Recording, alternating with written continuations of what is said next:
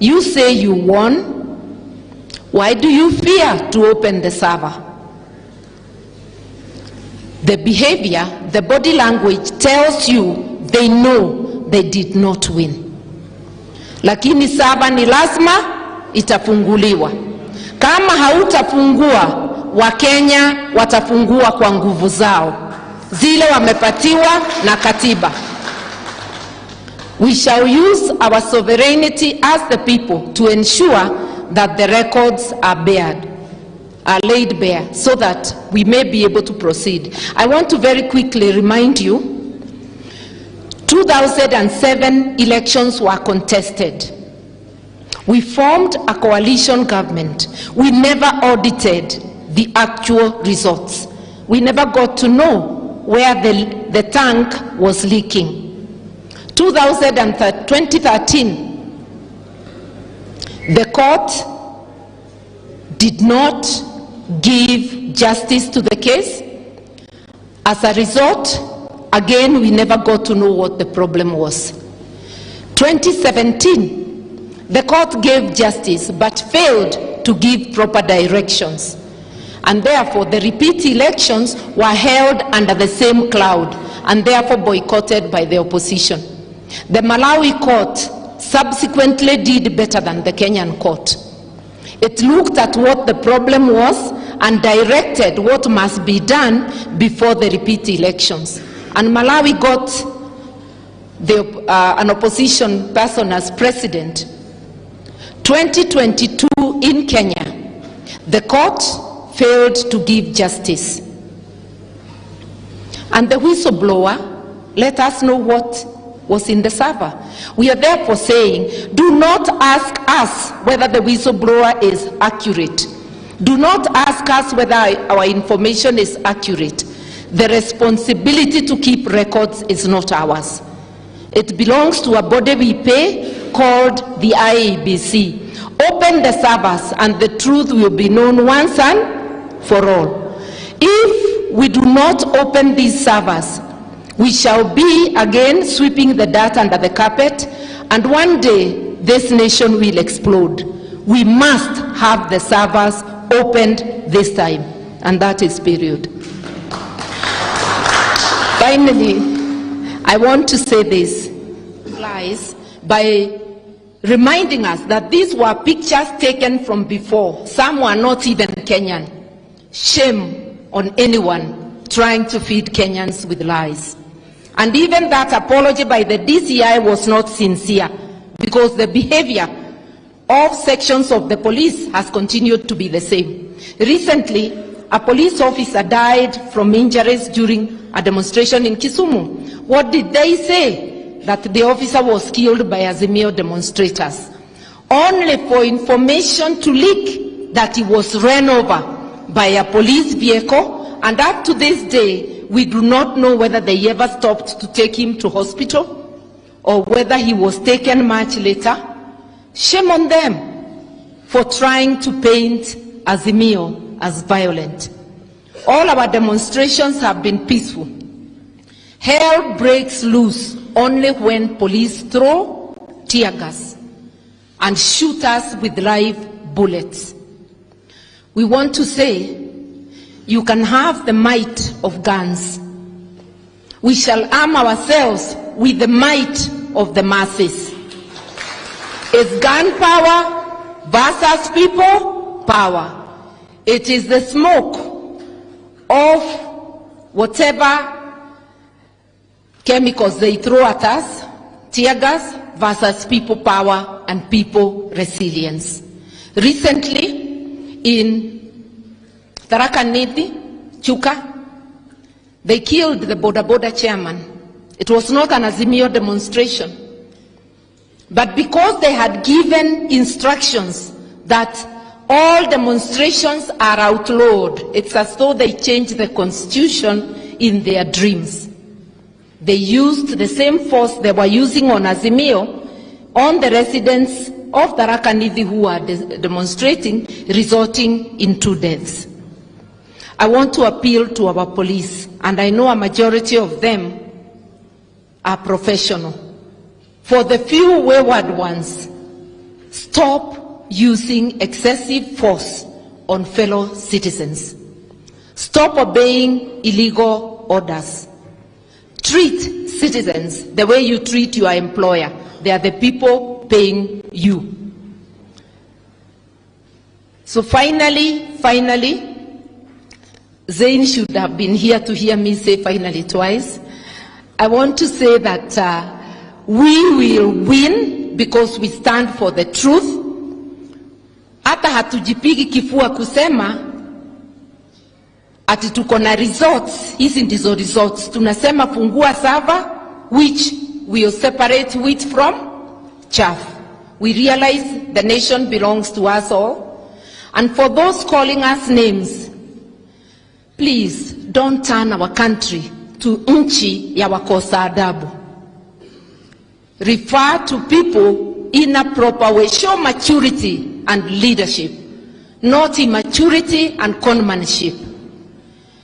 Let the people go. Let Kenyans go from the clutches of evil, from the clutches of injustice, and let the social justice that is being demanded here today thrive. My sister Caroline, I wouldn't worry about Kanchori's book because he is giving his truth as he sees it. One may dispute a section or another, but there is no doubt that the young man is Azimio blood and that he did his work when he was sent to do. Let us allow open debate on issues, even when you do not agree 100% with what people say. Without much ado, allow me to call our leader, His Excellency Raila Amolo Odinga.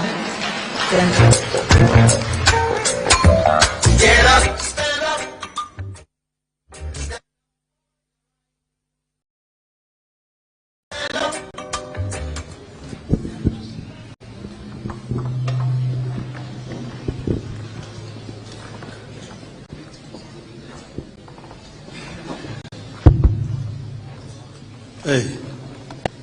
Hamjambo. Asasi za kijamii, hamjambo. Comrades power. Comrades power. Asanteni sana, you may be seated. Think you know, you have sat for a long time. And therefore, after sitting for so long, the other process sets in. Now the biggest disadvantage, speaking at last, that everything else has been said. So you now find yourself just dealing with the dregs. But let me first begin by thanking members of the civil society, members of the university fraternity, and our students for coming here in such large numbers. We decided that we have been talking too much sometimes to ourselves, that today we want to be listeners. Let us sit down and listen to the people. And you have not disappointed. Those who had opportunity to talk have not disappointed. And we take it that those who have spoken is a representative sample of this audience which is here today. And therefore I'm going to just tell you what we ourselves had agreed as leadership of Azimio to be our common position. This is not just my stand, it is the Azimio leadership stand. And then I will finish by just saying a few things at the end of it. Okay? But here, as Ongwen said, and Eugene has remembered, we are in holy grounds here at Ufungamano House. Many ideas have come from this holy place, which have actually contributed to change of lives of the people of our country. Ufungamano, sometimes we remember with nostalgia where we came from. Eugene has told you, we used to be here with our parents who have since left us. And they told us how they organized themselves to fight against colonialism and how independence was achieved. At that time, Kenya was facing one of the most entrenched dictatorships in our history. But we were able to basically tame that dictatorship. So nothing is impossible with the people power. If the people are determined, there's nothing that can stop them from achieving what they want to achieve.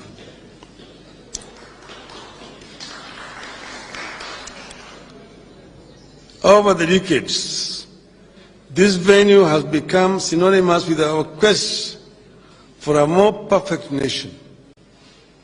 Each time we have taken a stand here, the nation has overcome confusion, doubts, and fear, and taken a stand for the better. Although we have held deliberations here that shaped our nation, none has taken place under circumstances as worrying as is the case currently. Kenyans have never had to struggle this hard to put food on the table or take their children to school. Even the civil servants have never gone without pay up to the 13th of the month. When we held frequent meetings at this venue in the 80s, 90s, and early 2000s, we aimed to end the single-party rule and give ourselves a new constitution. As we meet today, both the multi-party democracy and the constitution we fought for are under attack. Our electoral system is under attack, and all the work that we have done in creating the Independent Electoral and Boundaries Commission and introducing the use of technology into our elections are clearly going to waste. Despite the Constitution that calls for inclusivity in public affairs, the professional civil service that we have tried to build since independence is being dismantled through tribal appointments and sackings. It seems to be the fate of this country that each time we are on the ascendancy, something happens to pull us backwards, and it always begins with elections. The election of 2007 pushed us to the brink, wiped out a thriving economy, and broke the ties that had held Kenya together for decades. This election of 2022 and the regime that emerged from it may be the most regrettable thing to have happened in our country's history. The failures they have recorded in a mere 6 months, including a record of high cost of food and a collapsing economy, should be enough warning that we have to act quickly and decisively.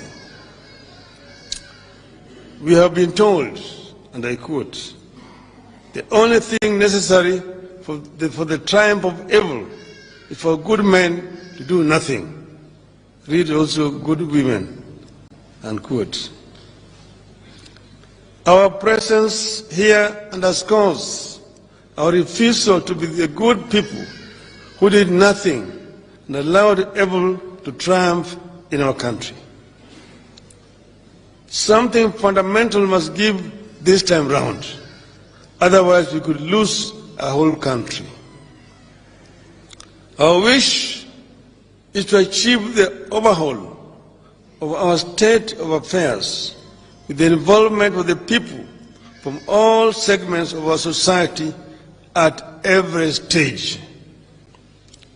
We will engage in the bipartisan process to which we have sent very able and competent representatives.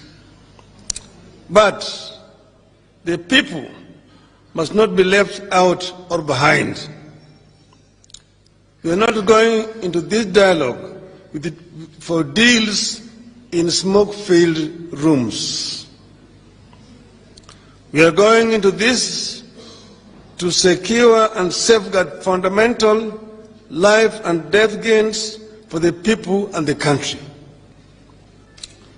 Throughout the talks, we expect the people to stand on guard and ensure it's about them and the country. That's why we are gathered here today, so that people can consult and engage and be watchful. We must refuse to be party to the subterfuge of the past that are glossed over and compromised on fundamental issues for expediency. Something fundamental must give this time round, but only if the people stay engaged. We are not going into this to be rubber stamps. One of the things that has clearly been on display ever since these past 6 months is that Kenya Kwanza is a regime of rubber stamps. Subsidies are being removed from food, fuel, electricity, and school fees, exposing people to suffering, and Kenya Kwanza rubber stamps it as okay. They know there was an order for the opening of the IB servers, but the rubber stamp is as okay the refusal to open the servers. They know the buying of MPs to switch sides undermines our hard-won multi-party democracy, but they still rubber stamp it as okay. People are being appointed to and sacked from the civil service on tribal lines, but Kenya Kwanza rubber stamps it as okay. You have not agreed to participate in the bipartisan process to be another rubber stamp for Kenya Kwanza. That has to be understood from the outset.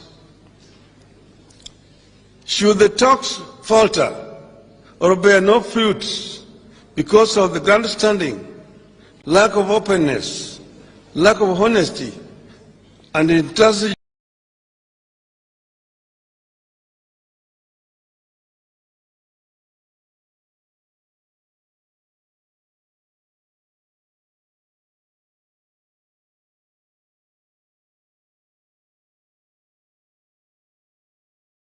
rubber stamp for Kenya Kwanza.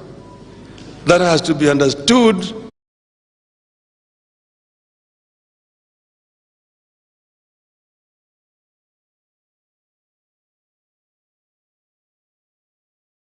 of openness, lack of honesty, and intransigence of our opponents. The people will have no option but to take their future and that of their country into their hands.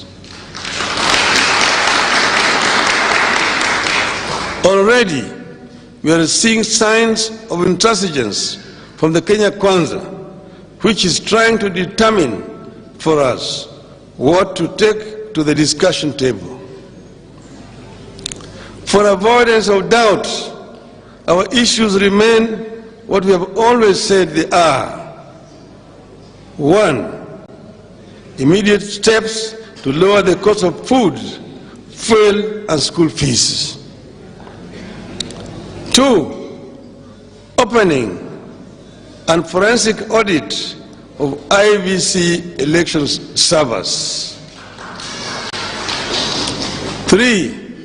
Restructuring and reconstitution of the IEBC and the reinstatement of the 4 IEBC commissioners. 4. An end to the poaching of MPs to order side. Let us engage, let us join hands, and let us stand firm in the interests of our country. Finally, we have said that we are not doing this because of any weakness on our side. We are only saying that Kenya is bigger, and that's why we are saying that we want to engage. Nobody should mistake this as a sign of weakness. We have embraced these talks before, but there must be talks which are going to be held with equal respect, mutual respect, and also in line with the law. The Kenya Kwanza have been saying we cannot do something outside the constitution and the laws.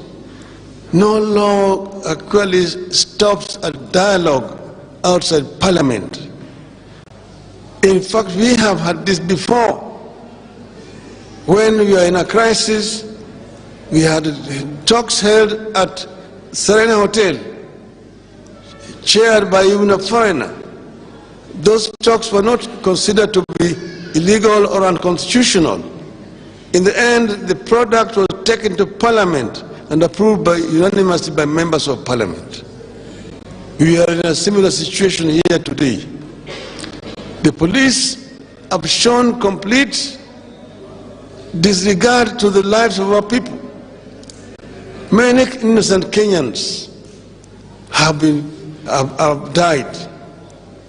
Last week I visited Kenyans in hospitals, Bangati Hospital and Kenyatta Hospital. Young people shot by the police. Their only crime was that they were participating in a demonstration which was illegal because the police had been notified. A young man in Kisumu was knocked by police as a police officer. That young man who was knocked in Kisumu, just for the understanding of everybody around here, is my nephew. Actually, not my nephew, my grandson. His mother is my niece. I'm the one who actually recruited him to take him to the police. Then they go and arrest innocent people and charge them with murder. The other Kenyans, journalists, just basically accompanying us when we were demonstrating, have as a people to ensure that justice is achieved. But they can come with live bullets. They can come with bombs. We will go and confront them in the name of the Lord and the God of Kenya. And we are sure, like the biblical David will confront Goliath, and we know what will happen to Goliath. So we therefore want to thank all of you for coming. Tunatoa shukrani sana kwenu kwa kutualika sisi kama wanazimio kuja kusikia. Tumesikia yale mnayosema yote na tutayabeba, lakini vile vile tunasema Wakenya hawezi kutishwa. Wakenya watasimama imara. Wakenya wataendelea. Sasa tumekubali mazungumzo ziendelee, lakini mimi nakubaliana na pendekezo ambayo imetoka hapa siku ya leo. Ati mazungumzo yaendelee.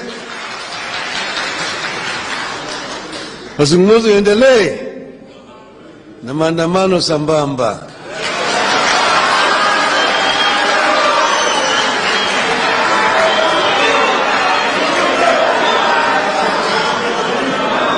Dawa ya moto ni? Dawa ya moto ni? Kwa hivyo sisi tutaendelea. Tutaendelea. Sitaendelea. Tunangoja Ramadhani ishi. Ramadhani kisha namna hii tutatangaza.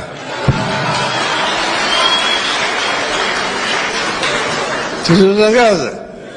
Na mtaitika. Mtaitika. Mtaitika. Tulikuwa naimba namna hii. Nikitwa mtaitika. Nikitwa mtaitika.